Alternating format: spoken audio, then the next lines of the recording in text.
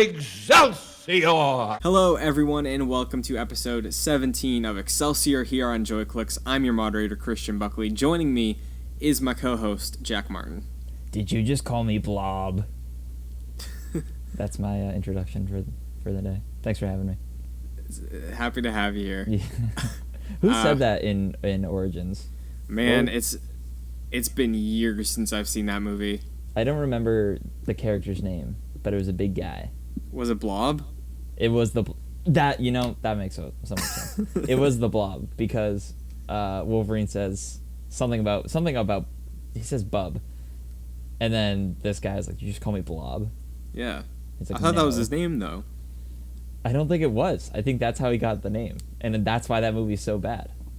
I've always called that guy Blob though. He is the Blob, and I think that is the Blob's origin. It's like, oh, what am I gonna name myself? Oh, this dude with like bones out of his hands calls me Blob. All right. There you go. If you're an audio listener, you may have not noticed at this point, but Pat Maroney is not joining us. Probably not for the episode. We'll see what happens when we get to the review of Old Man Logan, which is today's episode highlight. But before we kick that off, and before we kick off the first half of the show, which is Marvel News, we're going to be continuing a sequence that we started a couple weeks ago. The Build a Better Hero portion of the show, where I supply, normally Jack and Pat, two options to pick from. We're making like a melting pot of powers and defects and character flaws and highlights to make our own Marvel Universe hero. So far, correct me if I'm wrong here, it is Vision phasing, Wolverine's healing factor, which is funny, and last week it was every time you use your powers for the length of a normal superhero fight, you have to immediately, as soon as possible, take a 4-hour nap. Yeah, that is correct. So, it's been brought to my attention by Pat that so far I have been giving you guys options that will make this character very similar to the shonen hero Goku. I'm going to try and give you an option here that is not anything related to that. So, we don't have Pat this week. You get the executive decision on this one. Interesting. Okay. I'm going to say that... Because the thing is, I can't give you a pro and a con. I have to either do 2 pros or 2 cons. You're right, yeah. So, I will say for this week, we'll go pretty simple. Okay.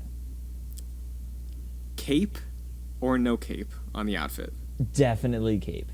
Definitely cape. Yes. Okay. Do you have any reasoning for that? Sorry, Edna mode. Capes are cool. We got a cape right there. Capes are cool. Yeah. I think capes in the MCU are few and far between. Thor's got that real cool one. Thor's got a cape.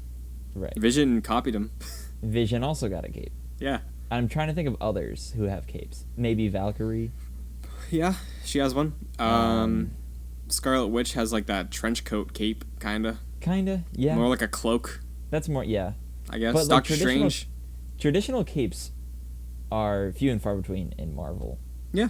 In the MCU. So I'm gonna go cape. Cool. Keep it old school. Very nice. Good choice. Why not? Yeah. So, if you remember, Jack, and new listeners might not know this, but there was another game that we used to do to intro the show. Yeah. Called Cast Me Baby One More Time, a much better name than Build-A-Bear. Yeah.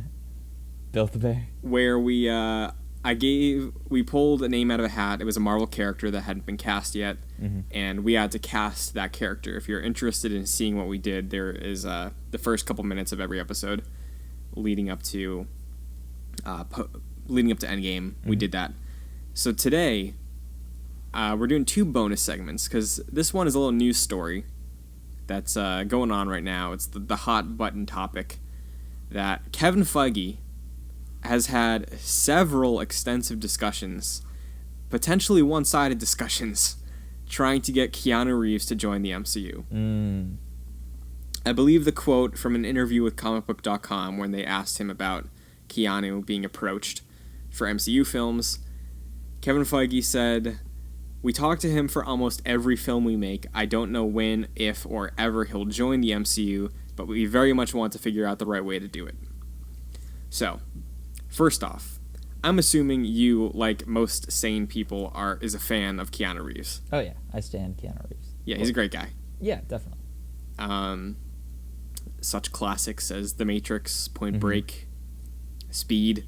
I believe Hardball was a baseball movie he did back in the 90s. I gotta watch that. That sounds cool. Some deep cuts. He basically like mentored these like inner city kids and like taught them how to play baseball. Really cool. I mean, this is getting back into our like film history background. That sounds like probably like it's gonna be a white savior movie, but I really want to watch that now. It is. It most certainly is. But it's a good movie. All right, I'll check it out. Yeah. Anyways, Keanu Reeves is on top of the world right now. John Wick, obviously. He's in Fortnite. He is in Fortnite. He's in Fortnite twice. Twice? Yeah, because they made a skin that was like dollar store John Wick, and then they made a legit John Wick for that event. Oh, cool. He's in Toy Story 4. He's who's he in Toy Story 4? I keep seeing everyone say that he's in Toy Story 4. I think he's like a Daredevil or like a G.I. Joe or something. Oh, that's cool. Yeah. He's recently been announced to be a main player in Cyberpunk. Johnny Sins? Is that right? Johnny Silverhand. Johnny Silverhand. Okay. Great name. Yeah. So yeah, let's just have a little discussion. Going back to our casting agent days, what do we think Keanu could pull off? So at this point, the big guys are taken.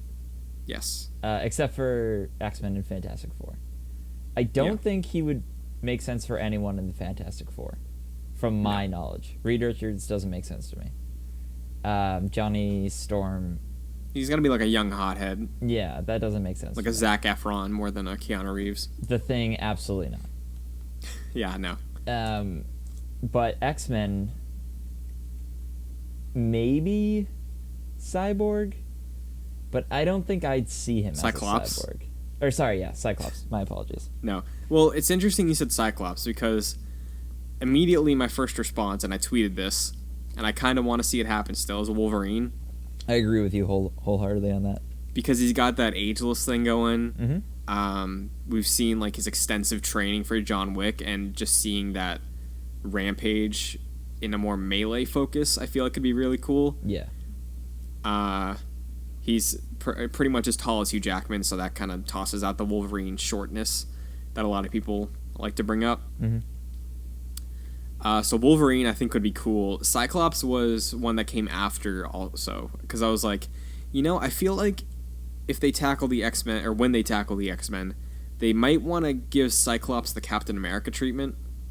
I hope so, because Cyclops has never been treated well ever in a movie. Yeah, exactly. But So, similar to Captain America was like the butt of the joke for everybody before the MCU. Yeah. And even until like Avengers, people didn't like him.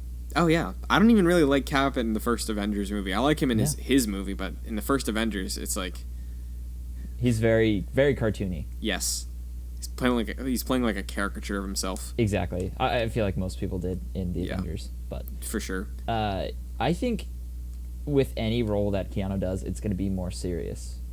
Yeah. And do you remember he was approached, or there was rumors that he was going to be Doctor Strange? That makes sense. Yeah. That makes sense.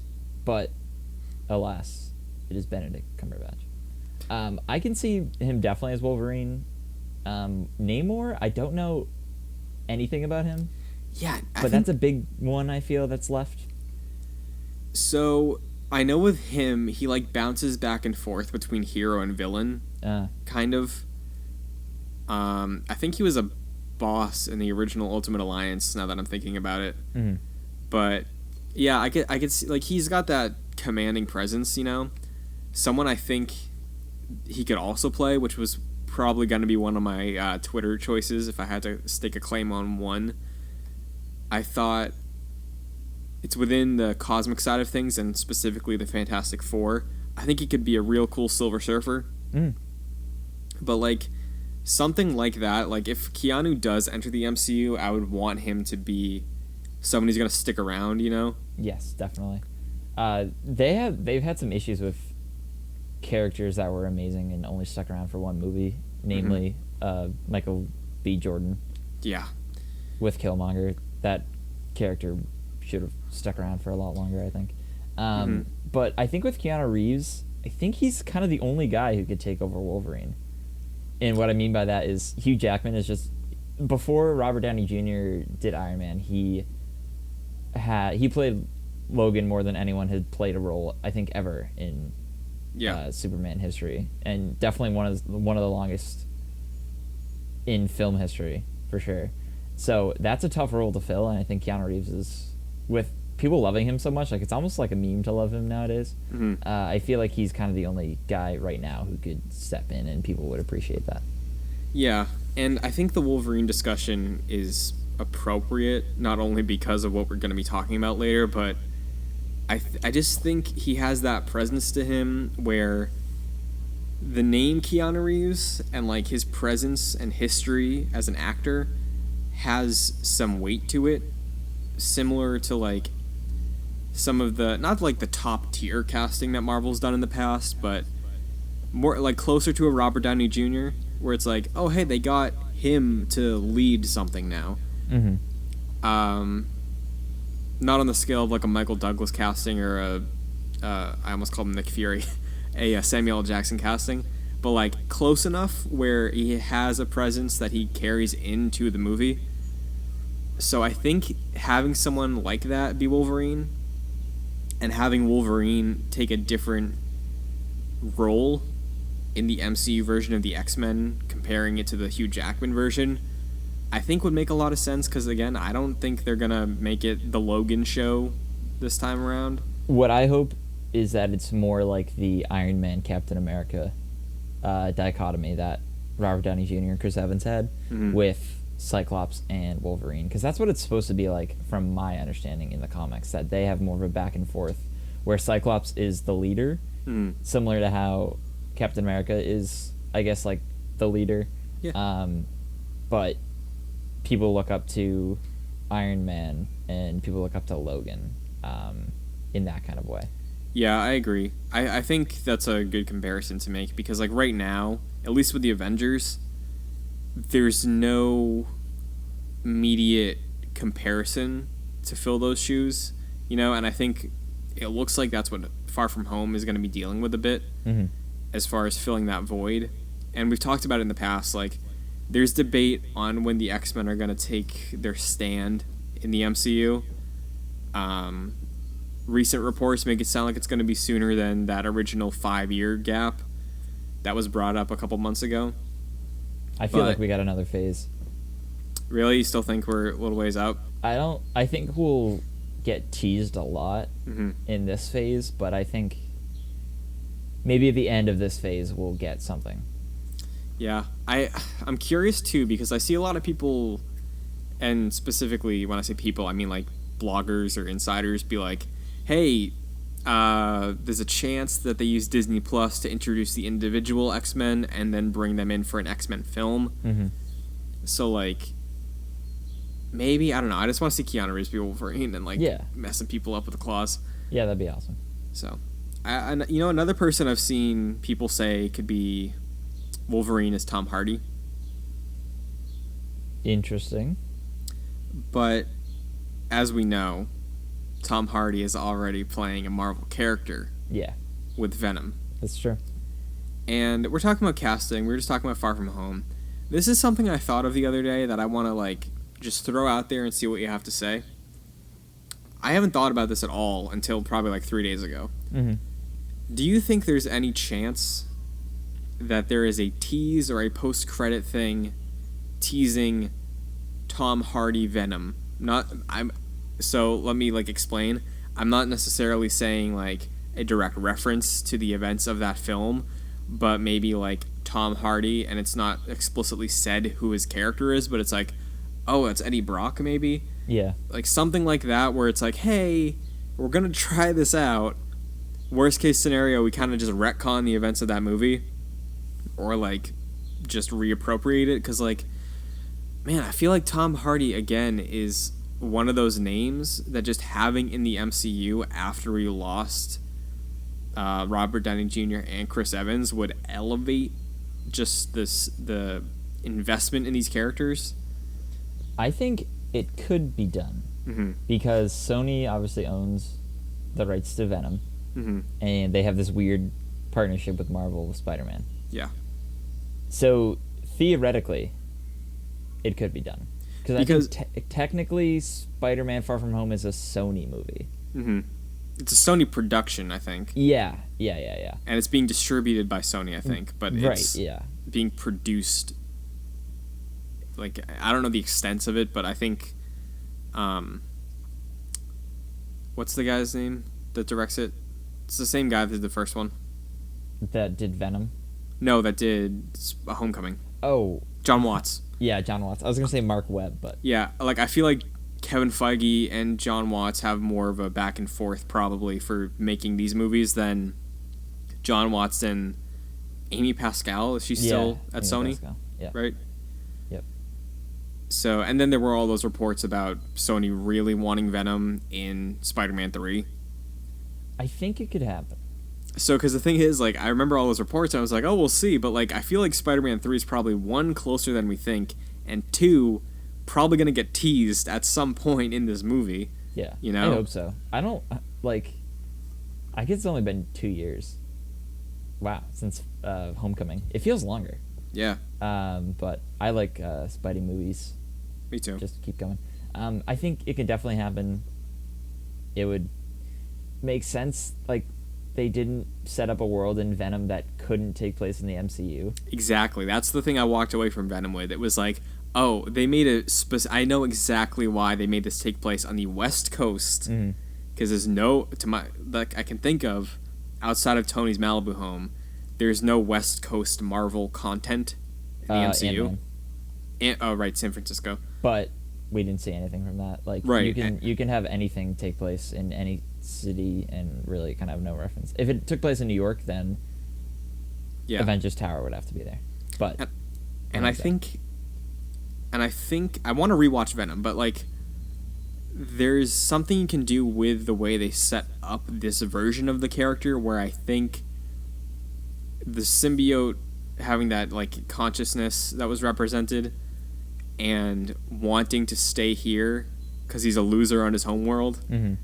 I think that could be an interesting approach to creating that tension between Eddie and Peter, where it's like Venom, like the Venom symbiote, maybe him and Eddie do something that's not that great, and then that puts them in a bad light in public, and then the symbiote's like, oh, the Spider-Man guy is doing great things. I'm just going to go to him instead. And that's where you get that issue there. Yeah, so I think the thing with Tom Hardy and Tom Holland is that the age difference is so significant. Like, you can't have, regardless of how bad it was, you can't have the Spider-Man 3, Tobey Maguire and Eric Foreman, I forget his name, back and forth because they're like the same age. You can't really have that with Tom Hardy and Tom Holland because they are so different in age. But it would be more Spider-Man versus Venom. Yeah. Rather than Peter Parker versus Eddie Brock. Yeah, and it seems like it's something that could be doable just because they haven't really touched on the adult Peter stuff yet anyway. So, I don't know. Because the thing is, I don't even know when that's going to start up. I don't know when it's like the college years are going to happen. So, I hope they do it because I think this can open up doors with a lot of crossovers in studios. Like, if they did a Hulk movie, they could have She-Hulk. Because I think Universal's even weirder. Like, it has rights to specific characters. Like, I'm pretty sure Universal has the rights to, like, She-Hulk and, like, not Abomination, but, like, stuff like that. So, like, Marvel could do a Hulk movie but have a She-Hulk in it and stuff like that and do kind of like a Marvel Universal crossover. I think that'd be interesting. Yeah, I'm hopeful for it. But stake your claim, yes or no. Venom tease, is it going to happen at all? I'm going to say yes. Okay, cool. I want that energy. That's exactly what I want to hear. Because I haven't seen the trailer, but I know there's a lot of multiverse discussions going on, and that'd be interesting. If multiverses are true, that would make it total sense for this Venom business to occur. Yeah, plus they want to, like, it seems like they're building up the rogues more with Spider-Man than with anybody else. Yep. And Sinister Venom's a big Six. one. So, Definitely. like, that's just another one they can just check off the list Mm-hmm. very easily. But that just reminded me. I'm not going to say what happened, but I was, like, somewhere the other day, and there was a TV on in the other room, and I wasn't even near the TV, and I heard this, like, a Spider-Man trailer happening. Huge spoiler in the trailer. Oh no. We're still doing this with Sony. You can't do that. Can't be done. That's why I don't watch movie trailers anymore. I can't do it. Like, I'll just say it didn't surprise me, Mm-hmm. but knowing that moment's coming now, I hope it's, like, early is the reason why. Yeah. So, and That's it's like why I don't like watching a movie and be like, oh well, this part didn't happen yet because I saw it in the trailer. It's the worst. That's the thing that made me stop watching trailers more often. So. Oh well. I will say, now that we're on the topic of Far From Home, very possible. I texted you this. Very possible that I'm going to see Far From Home on opening night by myself, because I work weird hours. I guess it's not that weird, but it's 7 to 3, and there's a showing at 3:55, and all of my friends are still at work because they work 9 to 5, so I'm probably just gonna go by myself, and no one's gonna be there because I looked at the seats, like, because I'm gonna go ahead, and no one has seats. So I'm like, okay, it's going to be me and, like, 5 other people probably. So if you're listening and you haven't gone to a movie by yourself before, treat yourself. It is a pleasure. Please do. You can go. When I studied in Dublin, I went to the movies all the time by myself. And you can go anytime you want. I like going early, so I get there wicked early. I get the seats that I want. I sit through until the trailers start, and then I go get my popcorn, so it's fresh. There's a whole system, and you can do this by yourself, and it's awesome. It's very nice. I've only done it twice, but I think I might end up doing it pretty soon for a couple things I miss. Definitely. Also, bummer that there's no, like, night before premiere for Far From Home because it's a weird Tuesday showing. Yeah, it is really strange. I was anticipating. There's, like, one at my theater at midnight. Yeah. Same. Which is like the olden days of screenings, but yeah, oh well. What can you do? Yeah. Speaking of Spider-Man, there's a little more Spider-Man news in the circuit right now. It's not necessarily what you'd expect when I say Spider-Man and JJ Abrams. Like, oh, JJ Abrams is making a Spider-Man movie? No, he's writing a Spider-Man comic book with his son. Oh, I didn't know that was his son. Yeah. Whoa. Right? Yeah, that's awesome. So there was that Marvel account. I forget which account it was, but there was a Marvel account tweeting out and posting on Instagram a countdown made of spider webs. The first day they started was with the number 4, Fools. which clearly was the wrong idea because everybody was like, Sam Raimi Spider-Man 4. Don't do that to us, Marvel. I'm going to say it right now. Do not do that to us. Hey, I mean, with Spider-Verse existing now, anything's possible. I would love for them to do that. I do not like being played with. I want to see Tobey Maguire again. Don't ever tease me like that again. So, tangent, but I saw a headline. It was like, Tom Holland wants to make a Spider-Verse movie with Andrew Garfield and Tobey Maguire. Sounds pretty good to me. Which, hey, yeah, try it out. But, so the JJ Abrams and Henry Abrams Spider-Man story. It's just called Spider-Man. It is a limited series. I think they said it was 5 issues. There was an interview I read with the New York Times where it goes beyond what was revealed in that announcement video. So if you're curious, you can check that out. But there are a couple highlights here. So JJ Abrams is writing it with his son Henry Abrams. It's both of their first time writing a comic.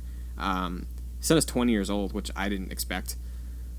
So the artist teaming up with them is Sarah Pacelli, who is the first person to illustrate Miles Morales when Bendis created the character. I know I just downloaded the first trade of the current Avengers run. She's also the artist on that.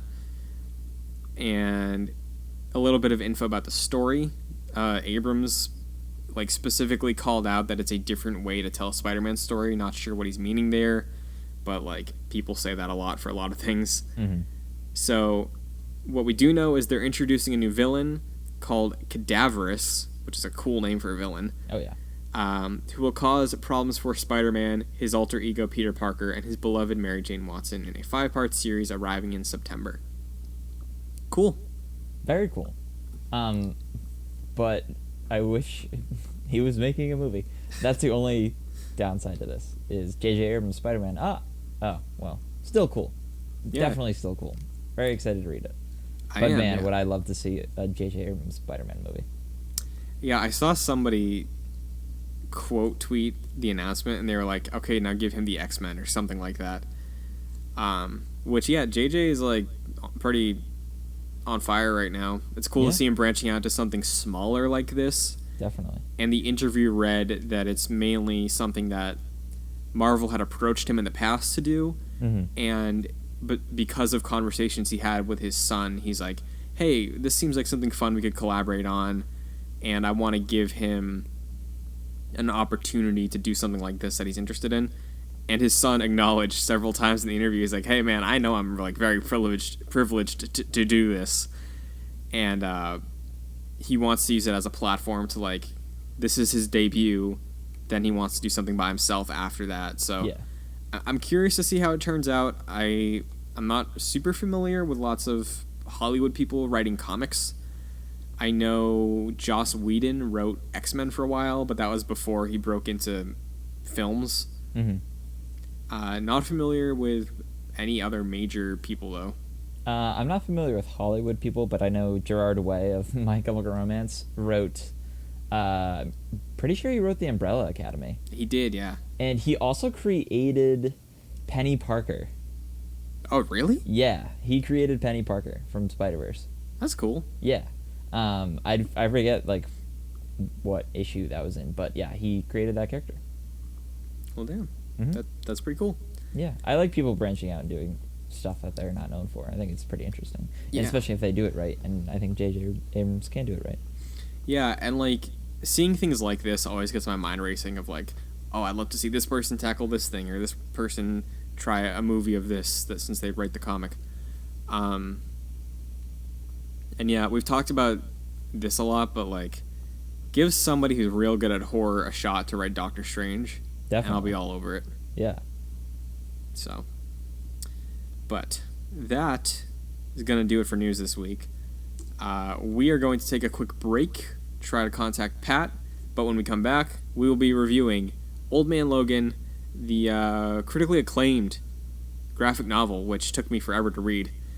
And we'll be right back. Wait a minute. You guys aren't the real Avengers. Welcome back to the show. We now have our third player here. Pat Maroney is joining us to review Old Man Logan. How you doing? Good. Technical difficulties, but we're up and running again. Fantastic. So Old Man Logan. Jack, you picked this one, right? I did. Nice. Confession time. I haven't seen all of Logan.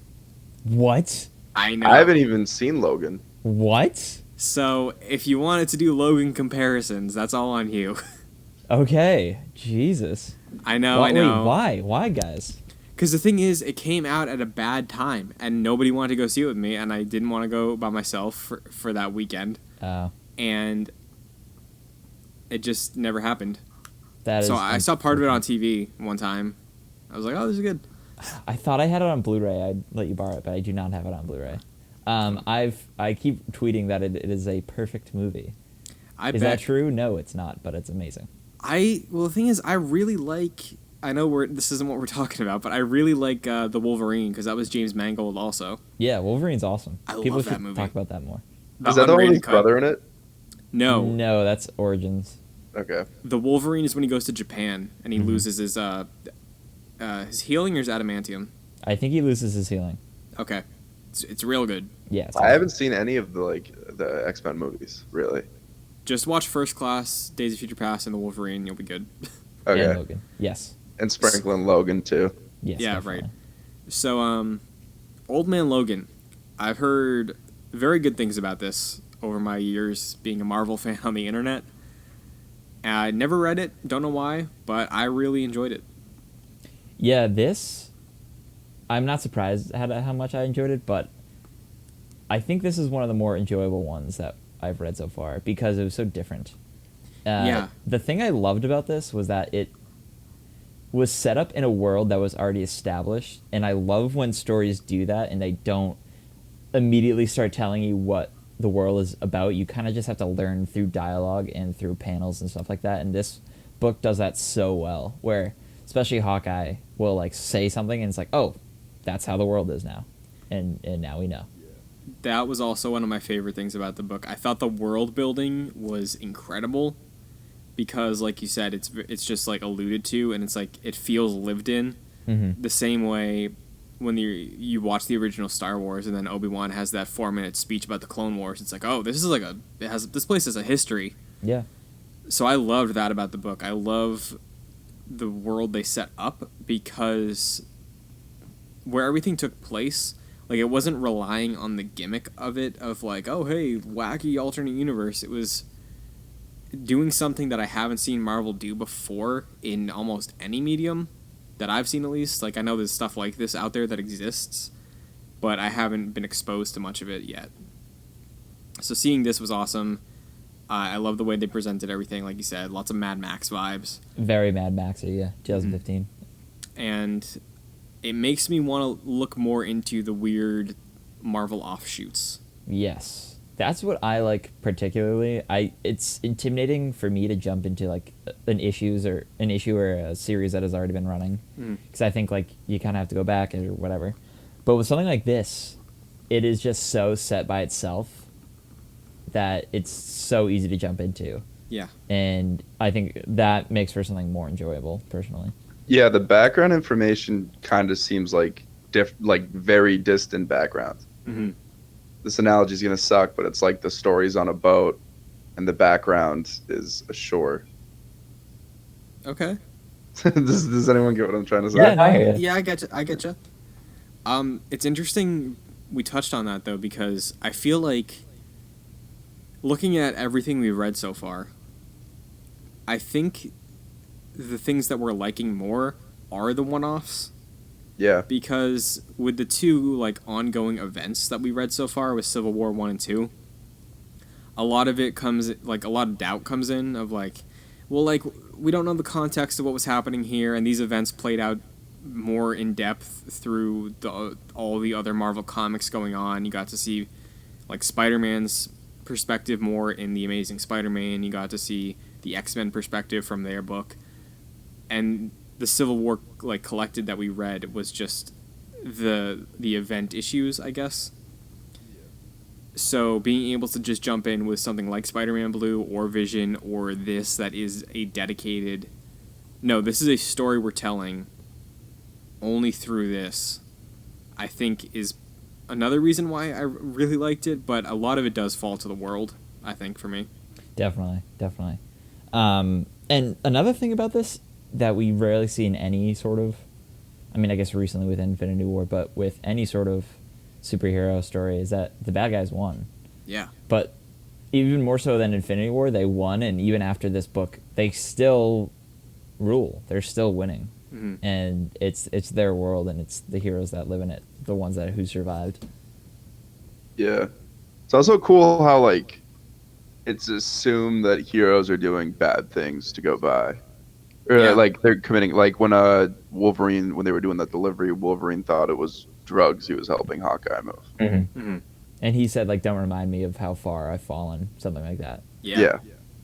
I really just like seeing these characters from this perspective, because it doesn't really feel like a gimmick, because they're just doing so much with it, and it's just because it's all tied around the characters, you know? It's not like, oh, let's take 45 minutes, like, you know what I mean, like a couple pages, I guess, to really dive into how crazy the villains are now. It's like, no, this is just how that villain is, and this is us dealing with it and getting out. Yeah. Even, and, like, this goes to what you were saying, Pat, even the heroes, like, the perceived heroes, like Hawkeye's daughter, ends up being a villain. Yeah. And like this it just shows like how sour this world has turned people. Now, something that I read that interested me about this is this is part of the Secret Wars comic line, right? I don't know, because the thing is, I did a little research after I finished reading. I think in the context of the canon for the Marvel universe, this takes place in an alternate future. Okay. So I don't know if there's any like context before the story. Like there's the in-universe explanation for why everything happened and Wolverine killing the X-Men, which we'll get to, but I don't think there's like a Marvel continuity that influenced what happened here. The Old Man Logan that we saw in Civil War 2 was the Old Man... Like, I think on Comixology, at least, I had to look for this specific Old Man Logan because I think there's an ongoing Old Man Logan series right now. Yeah, there was one that started in, I think, 2016 or something like that. Yeah, so I don't know if that's a sequel to this. If it is, I kind of want to check it out. Yeah. Because the way the book ends, like, I'm very interested to see what else happens in this world. If it's not that, if it's just a reworking of that character and, like, bringing him into the main Marvel lineup, I guess, that's something too, but I really was left wanting more from the world, and even if I'd never get it, I think that was just, like, good on them for making me feel that way. Yeah, I would love to see a continuation of this, of Wolverine essentially recruiting people in a weird sort of post-apocalyptic, I guess not really post-apocalyptic, but in that vein, Avengers, where everyone is just out for blood, and I think that'd be awesome. It's like the Resistance Avengers. Yeah, pretty much. One thing I want to bring up that is a choice they made for this book that I don't know how I feel about it is the Hulk gang. I really don't like it. I don't was either. weird. And I was reading it like I really didn't know what to think about. Like I was reading through it and I was like, I understand 100% what you're doing here. But is this like satire? Is it just like weird? Is it offensive? I did not get what I was supposed to take away from that. Yeah, they were all just weird. Yeah, but they're like all just like weird Southern stereotypes, and it's like, okay, so it's you're right, Christian. It's like, are you saying that like Southern people? Are you just going with the stereotype that Southern people like marry their cousins? Yeah. And like why Bruce Banner isn't, from my knowledge, isn't from the South. Or if he is, like, it's not, like, a main part of his character. Yeah, so and what's the deal? Like, I don't even know. And, like, some of the language they used, too, I was like, oh, this was written a while ago. Yeah. Isn't this, like, a 2003 book? It's, like, pretty old. I think, I'm not sure. I know it's at least before 2010, I think. Okay. So, that decade. Yeah. So there was a couple moments where I was like, oh, okay. Mm-hmm. I brushed it off. I was like, this is a post-apocalypse. Like, maybe it's just, I don't know. But yeah, they, specifically all the stuff with the Hulk characters, I really didn't like. But, like, seeing Logan kill Hulk was, like, satisfying. It was kind of like, okay, we can move on from this now. Like, yeah. Really weird, though. It's not the Hulk that I like. Yeah, and I don't particularly love the Hulk in general. That's just me. But, yeah, I didn't like this Hulk. Really strange. I have a question for both of you. Yeah. Yeah. So I think the Hulk is a pretty cool character. Mm-hmm. But I feel like this is like the third book we've read where the Hulk is painted as a villain. Yeah, he does not get his day in this. Nor did he get it in Civil War. No. And I feel, was he in Vision? Did he get referenced in Vision too about like, oh, Banner really messed things up or something like that? Something like that, yeah. Like, very mad scientist-y in these past few ones that we've read. Yeah, like, I know this isn't really fair, but like very far distance from where we are with Hulk in the movies right now, at least. Oh, totally. Yeah.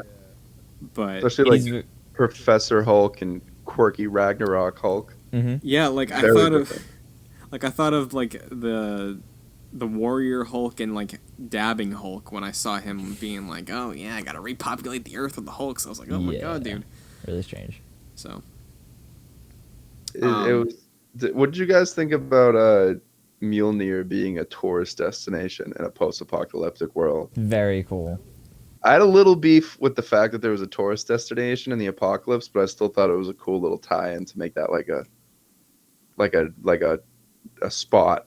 Yeah. I mean, it's very, to me, I read that as very Fallout-esque, where there are still like hubs where people go and like want to visit. And I think that's so fascinating how I think Hawkeye and Logan were talking, and Logan is like, wouldn't the villains be, and I think you mentioned the president even, is like, wouldn't they be mad at this? And they were like, well, no, it's a tourist trap and we'll make money off of it. And it's always good to like have people like keeping hope in like a weird way or something like that. And I was like, oh, that's really fascinating. The true American value of capitalism. Mm-hmm.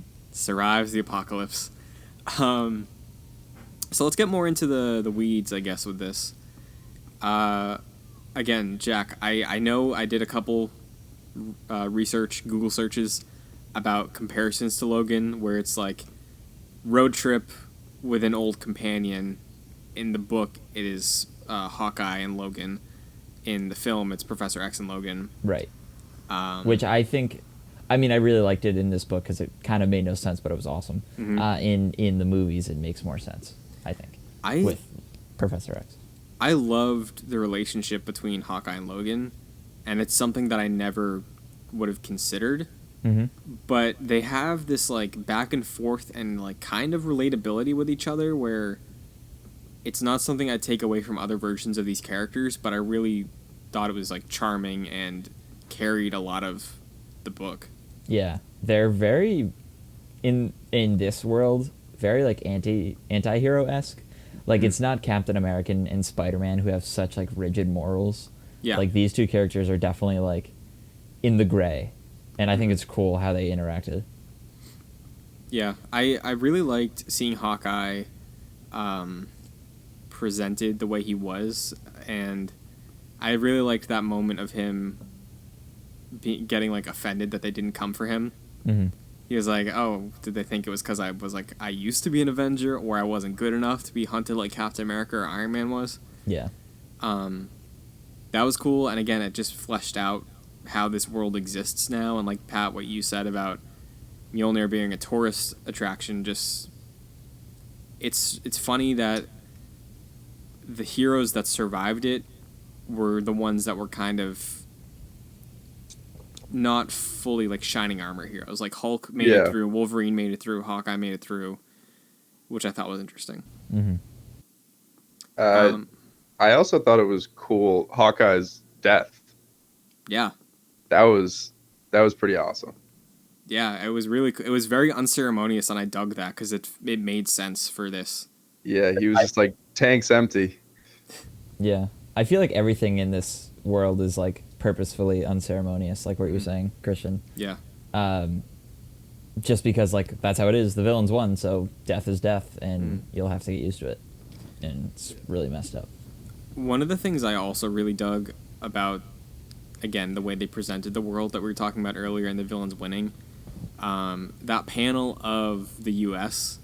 where it showed like the different regions of like Hulkland,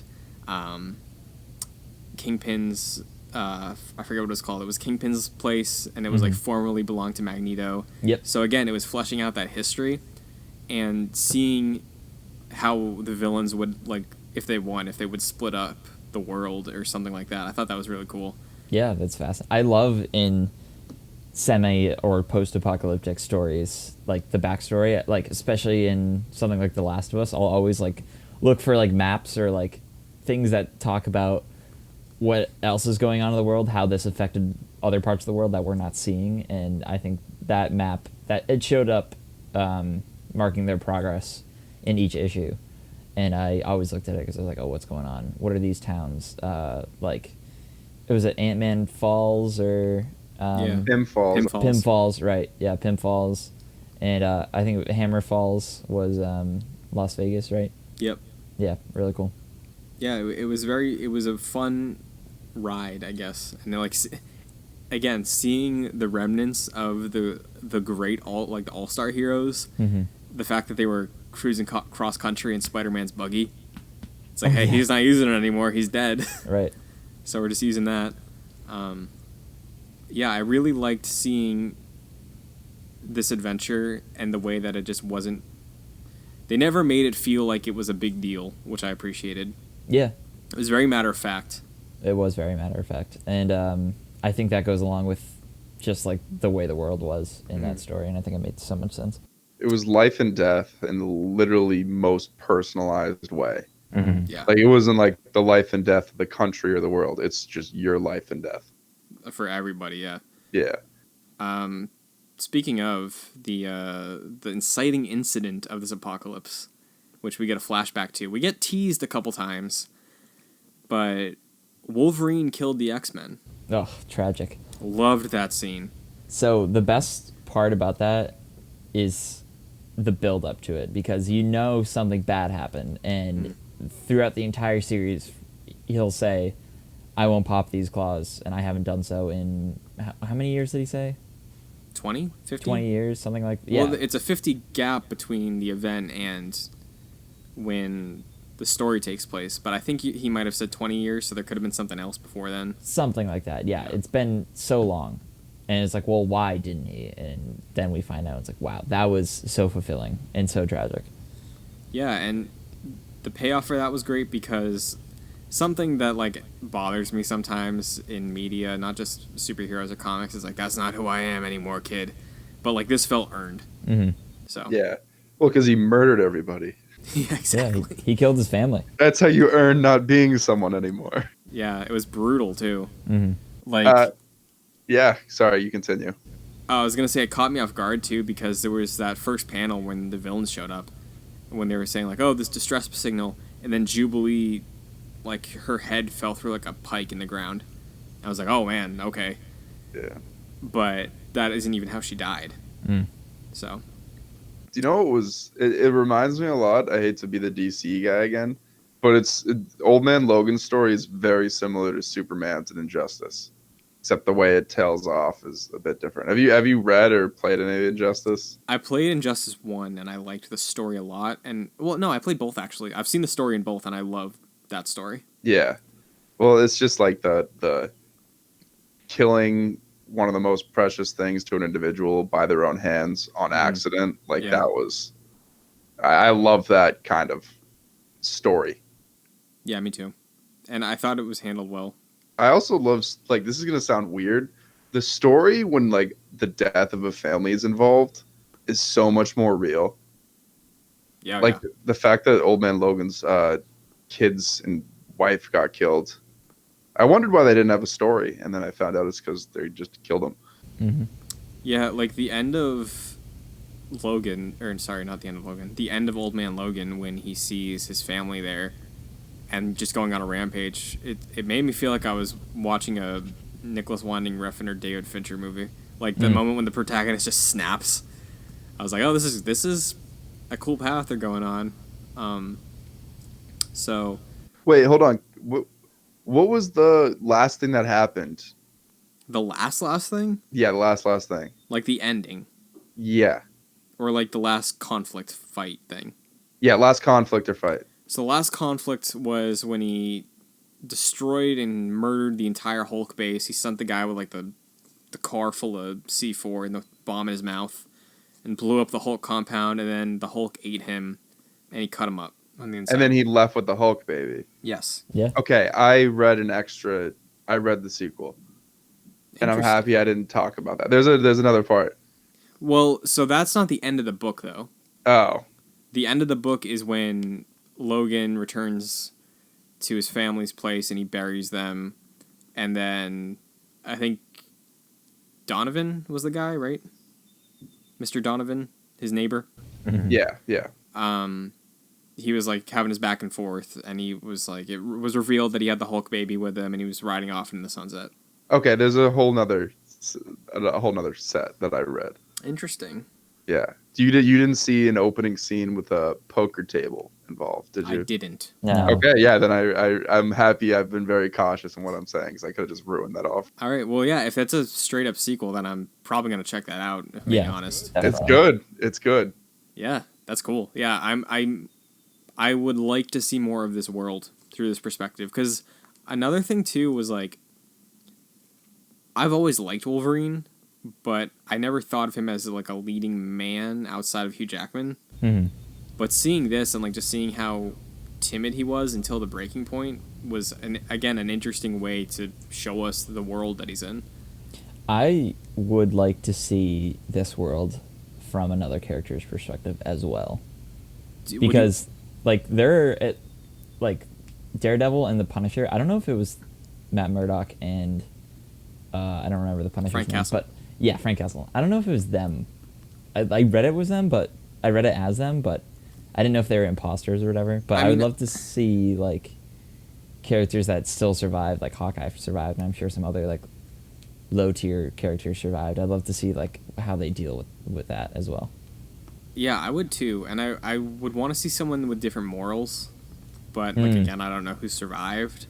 That's drastically different. Someone who had, like, higher morals, and then maybe those faded away because of this world. Yeah, like maybe like Falcon. Yeah. I'd love to see Falcon in this world, or yeah, that'd be fascinating. War Machine, maybe someone on that level. But it's funny too because I've seen this cover so many times. And I never realized the guy holding the steering wheel with the ponytail was Hawkeye. Yeah, I didn't either. So when he called him Hawkeye, I was like, that's cool. Also, I didn't expect that. What I didn't expect was Hawkeye totally needing a new name because he's blind. Yeah. And he's driving in the cover, apparently, because he can hear really well. Yeah, so Daredevil does that too. So Hawkeye is blind in, like, a lot of the comics, and they never delved into that in the MCU. I know he's deaf in the Oh yeah, maybe it's deaf. in the Matt Fraction run. Yeah, Like the acclaimed Hawkeye run. I know he's deaf, and that was a big that's what deal it because is. it was one of the first times a superhero had a disability that was like prevalent. yeah, he is deaf because I know there's like a few panels of Deadpool taking his, like, mask off up to his nose to, like, talk to him. Oh, okay. Yeah, to, like, so he can see what he's saying. Yeah, it's cool. Mm-hmm. Yeah, it's funny because when I was reading this, or it's not funny, but I was like, when it happened that he was blind, I was like, did they try this before they went the deaf route? Because unless I'm wrong, I think him being deaf was a recent choice, like within the last 10 years. That sounds right. Although I don't read Yeah. Hawkeye, so. Favorite moments? Do you have a favorite outstanding moment, favorite panel? Definitely the Wolverine realizing that he murdered all the X-Men. Like, Yeah. that can't be beaten for me, personally. That was my favorite sequence, I think, that flashback, even like the modern day portion of it where he's sitting at the campfire with Hawkeye. Mm-hmm. I thought that was a strong moment, and yeah, the entire flashback was probably the highlight. There's stuff that's like sticking out to me with the Hulks just because of how like grotesque it was, but there was a moment too that kind of hit me. The Wolverine punishing himself with the train, that was part of the flashback, right? Yes. Yeah, that was powerful. Mm-hmm. Because he knew he couldn't die. Yeah, he just wanted to hurt. Yeah, it's funny too because there were a few times where I saw him talking about hurting, and I was like, "Oh, that Johnny Cash song in the Logan trailer." The Johnny Cash covering Nine Inch Nails song. Yeah, there you go. But yeah, I did like too when he like was like, "My name is not Logan." I liked that too. Mm-hmm. So, what about you, Pat? I'm basic. I like the action. So, I mean, my favorite panel was probably the one where he was literally bursting out of Hulk's back. Yeah, Old Man Hulk. Yeah. Detailed. It was detailed. And also the fact that, is it weird to anyone else that Hulk is even bigger now? It's like the size of a building, essentially. I didn't like that. Yeah, it was strange. I mean, I kind of think it makes sense. Like if he's just really relying on that part of him to like keep him alive, and like it looks like they eat people all the time. So if he's the king, I guess he's eating more. The Hulk stuff is all dumb because he ate Wolverine, and then he was like, "I won this guy that can't die with knives for hands. I ate him. Oh, my stomach hurts. I wonder what that is." Man, like, what was he? He's a doctor. He's Dr. Bruce Banner. What the hell was he thinking? man, Indigestion. the second that he swallowed Wolverine, my mind immediately went to Red Riding Hood. I couldn't avoid it. I was like, this is where we're going. It's going to happen.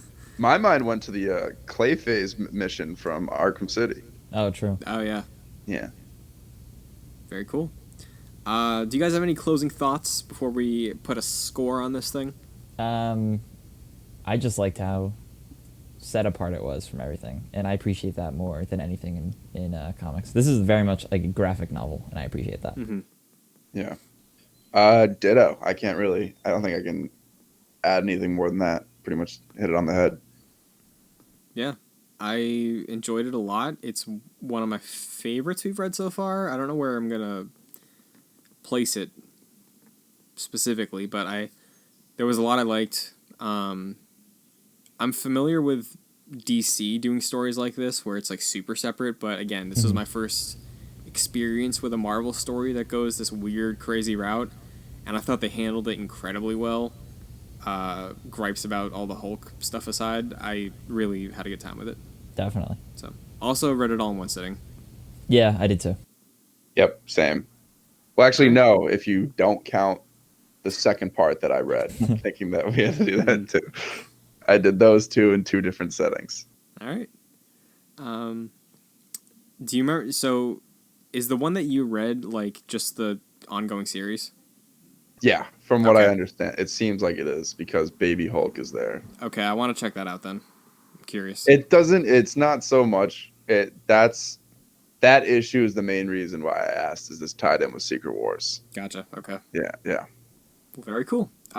Do any of you have a score in mind you want to slap on this? Yeah, Yes. You go first.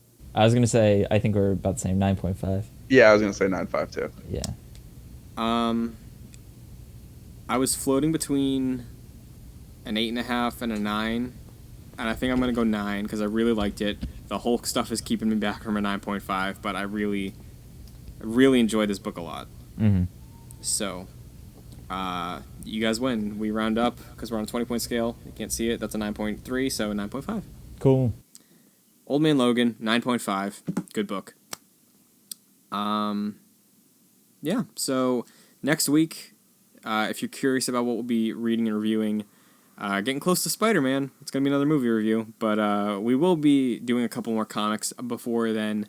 So if you're curious to see what we're doing for the next episodes, you can follow us on Twitter or Instagram at ExcelsiorJC or JoyClicks on Twitter.